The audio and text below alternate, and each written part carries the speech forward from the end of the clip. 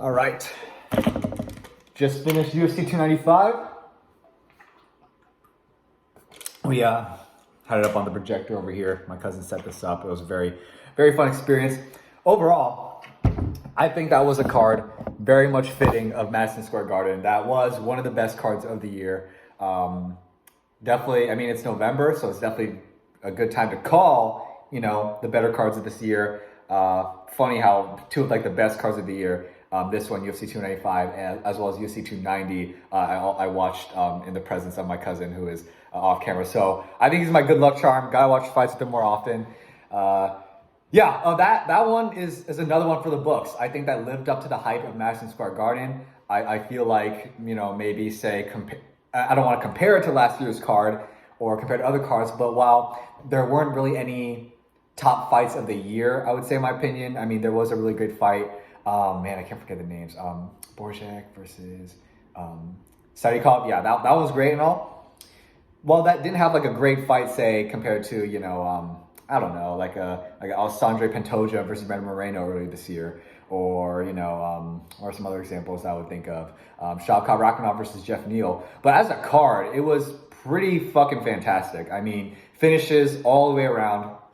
Just a handful of decisions, and most except like maybe like one or two of the decisions were also really entertaining fights, like the Borshchev versus Sadikov. That was a great fight. Trying to remember the card. It just ended a few seconds ago, but I'm trying to go back and try to remember everything. But yeah, a lot of really entertaining fights, a lot of back and forth competition. Yeah, let's just break it down. Let's start off with the main event, what we're really high about. Alex Pereira finishes Yuri Prochazka in the second round. It's no secret that I am a huge Yuri Prochazka fan, and I was going to be extremely biased. I will, with the fact that I'm a fan, thrown and considered, yes, I thought that stoppage was a little early.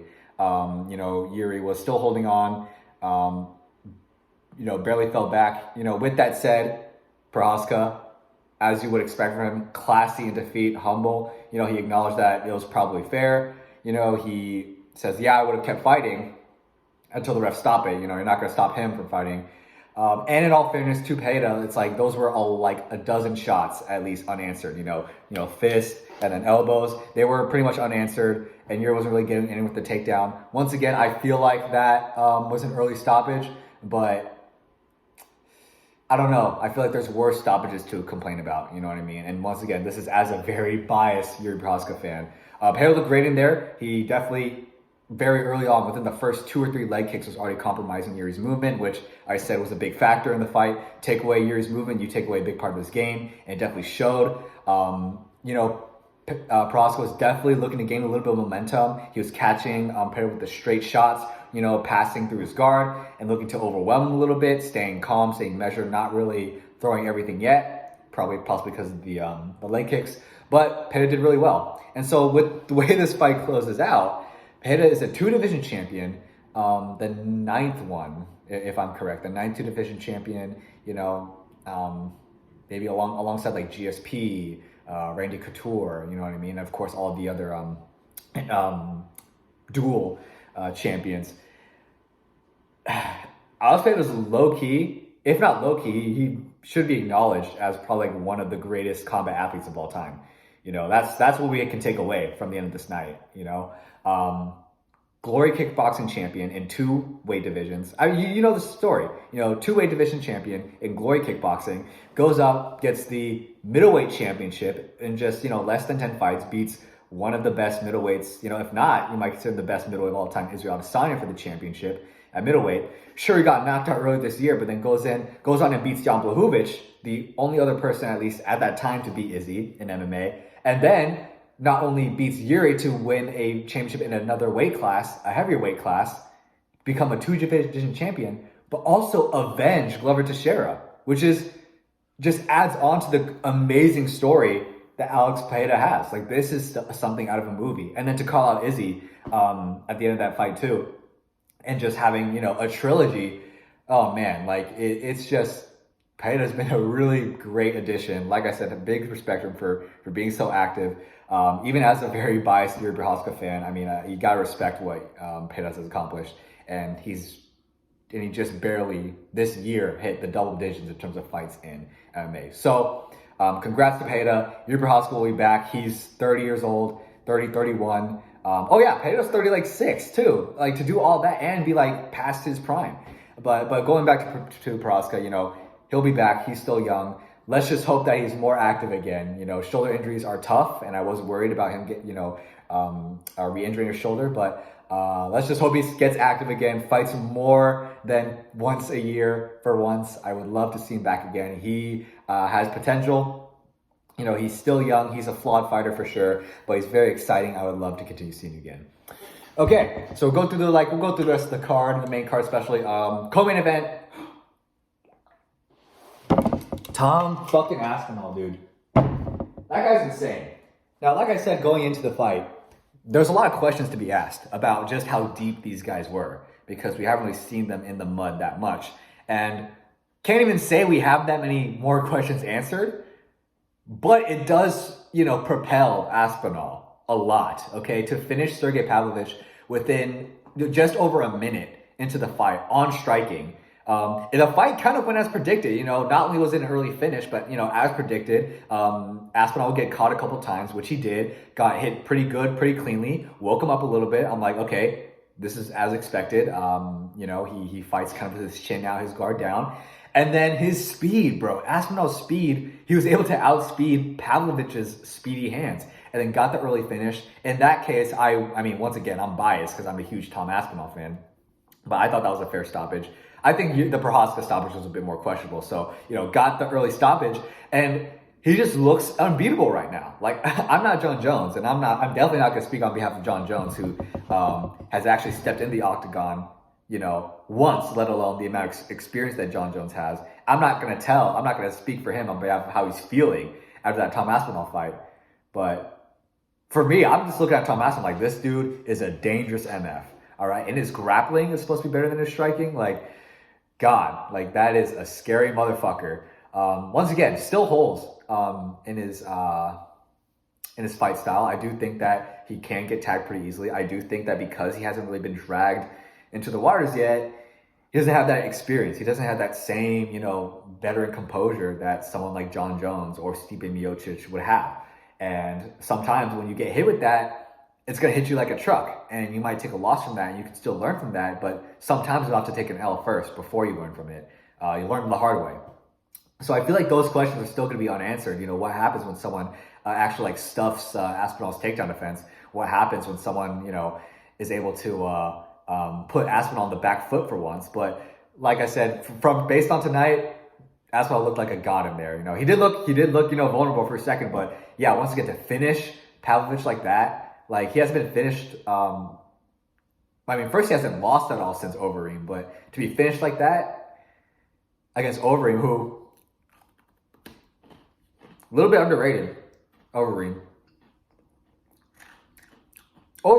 had like a wealth of more experience than Aspinall had, okay? So for Sergey to lose to a much more experienced veteran like Overeem, then for Pavlovich to go on the tear of the heavyweight division that he's been doing, and then for Tom Aspinall to kind of meet that, and then also finish Pavlovich like Aspinall did all of his other opponents, you know, with Sergey Pavlovich being, you know, Aspinall's toughest opponent yet. It's like, God, we might be looking at a new big star. And the crowd, you could definitely tell with the crowd, you could tell with the press conference. Yeah, I was pretty overjoyed at that, you know what I mean? And if I can be disappointed about the Prochazka L, and can be extremely happy that Aspinall has the interim gold, which, by the way, just might very well be pointless. I mean, the John Jones and Miocic are going to get rescheduled. Chances are both fighters are going to retire afterwards because they want this legacy fight. They chose this fight over facing either Pavlovich or Aspinall. And so, you know, what was the point of this interim belt? But we'll see when the time comes. For now, Tom Aspinall, interim heavyweight champion. Okay. Go through the rest of the card. Jessica Andrade got a win over Mackenzie Dern. And happy to see her in the win column again. It's great to see. Dern is such a... Mackenzie Dern's an interesting case for a women's MMA fighter. You know, sometimes she'll look like someone who could submit just about anybody. and then she'll either go 5 rounds and somehow not submit Angela Hill, or get caught in a striking fight and just kind of flail like that. Not the best performance from Dern. But yeah, Dern will be back. You know, she's still young. She can definitely still work on things. Jessica Andrade, you know, maybe she's going to be happy to stay active again. Maybe now she's in the win column, she'll finally take a break. We'll see, but, you know, congrats to Jessica Andrade. Did what she's supposed to do to win. Outclassed Dern on the feet. And yeah, kind of made Dern look stupid in there on the feet. You know what I mean? Grappling might be a different story, but it didn't matter. Couldn't get the takedowns. Couldn't keep Andrade down. Andrade won the way that she would have on the feet. So congrats to her. I am thinking of one fight, but I'm trying to remember the last fight in the main card. Let's see, we got main event, co-main event, Dern. I mean, yes, okay, let's just talk about Frevola versus Saint Denis. Woo! When Saint Denis called out Dustin Poirier, I got really fucking scared. You know, not to say that Poirier is washed right now, but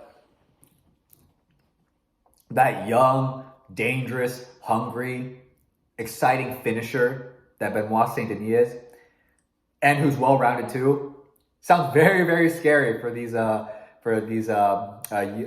lightweight veterans that kind of been like hanging on to their ranked spots for so long. You know what I mean? Lightweight is a pretty deep division. That's what this tells me. You know, it's very hard to get into lightweight rankings. Usually, it's you have to fight a lot of tough competition, some dogs to stay in the lightweight top 15. And yeah, Benoit Saint Denis looks pretty scary. But, you know, you could have said the same about Matt Frevola, too, you know, after being able to chin Drew Dober just earlier this year. But, yeah, lightweight is looking to be pretty interesting. Very curious to see what Benoit Saint Denis is going to fight next. And Poirier wants to fight at UFC 300. That's in, like, March or April. That's more than enough time for Denis to... Oh, God, I'd be kind of scared for my boy. But anyways, congrats to Benoit Saint Denis for a really great win. Man, who's going to fucking get the performance of the night? I mean, Pereira's might get it. Aspinall's definitely going to get it.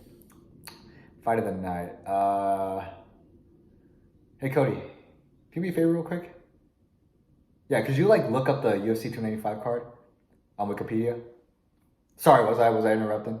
Okay. Because I just want to go through the rest of the card. I'll have Cody pull it up for me. Okay. Thank you. Appreciate it. Oh, Diego Lopez. That's another up-and-star coming up.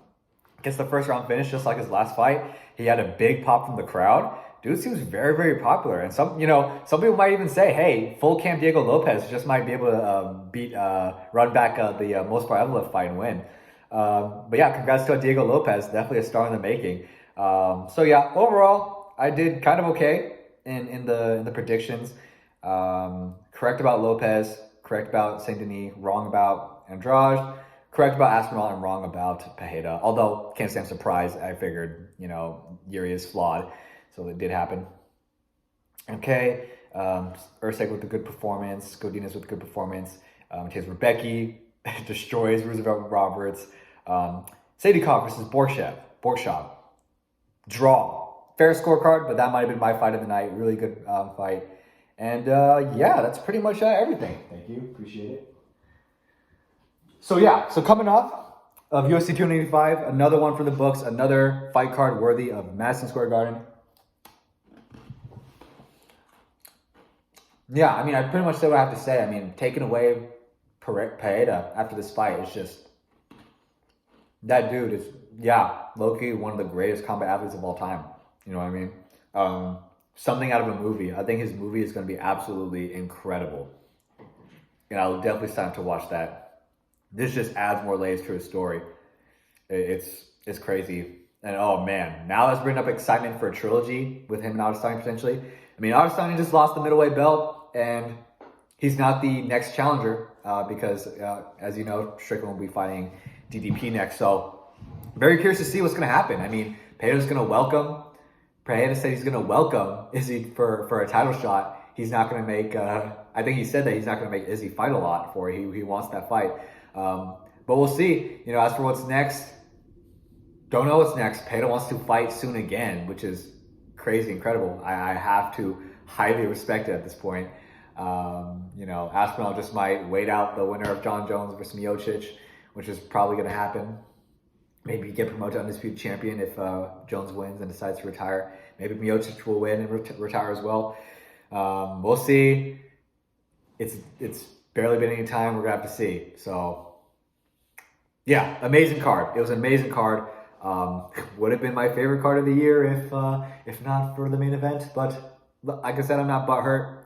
I think it was an early stoppage, but also I can't blame it. So I wasn't even like that hurt or that gutted. You know what I mean? Just like, oh, damn, it was early. But also when I think about it, those were like, all those shots were like completely unanswered. So anyways, great card. Definitely going to be high off this card for a while. Let's see. This December's card is going to be pretty stacked. And overall, it was a pretty decent way to spend a Saturday. So thank you all for watching. Let me know your reactions about the card, your picks, what went down, what are your thoughts, what's next for all these fighters, all that. I'll catch y'all later.